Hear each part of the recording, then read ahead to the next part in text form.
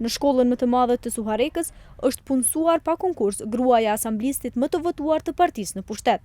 Ardian Shala, asamblisti më i votuar i LDK-s në Suharek, parti që qeverisë 7 vjet këtë qytet, mohon se ka ndikuar që gruaja t'i punësohet në shkollën fillore dhe të mesme të ulët 7 marsi.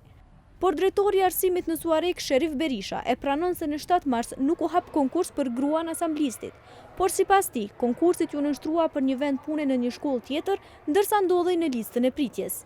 Konkursi ka qenë i hapur për shkollën fillore të mesme të ulët Sadri Dula në Dul, paralele lagja e Reshonëve, ku kanë konkuruar 14 kandidat, 14 janë intervistuar, është bërë lista e intervistuar në bazë të antarët komisionit që kanë bërë vlerësimin, edhe 3 kandidatët e parë që kanë qenë janë sistemuar një në shkollën fillore 7 marsi, një në shkollën paralele në ndahme në Stravoqin, edhe një në Semetisht.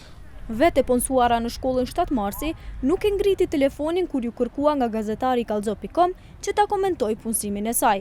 Punësimin e gruas së asamblistit të LDK-s e konteston Alush Shala i PDK-s, parti që është opozitare në Suharek.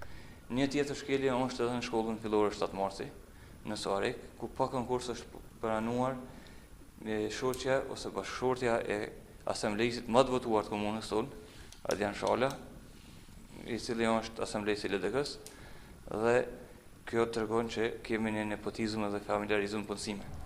Edhe asamblisja e lëvizjes vetëvendosje në Suharek, Zana Zyba, thotë se janë duke u punësuar vetëm të lidhurit me parti në pushtet. Partia në pushtet po punëson mësimdhënës ata kandidatë të cilët janë militantë të partisë së saj si dhe familjarët e pushtetarëve. Alush Shala nga PDK-ja bën thirrje që të gjitha keqpërdorimet në arsim të hetohen nga organet e drejtësisë, pasi këtu sipas tij ka vend edhe për përgjegjësi penale.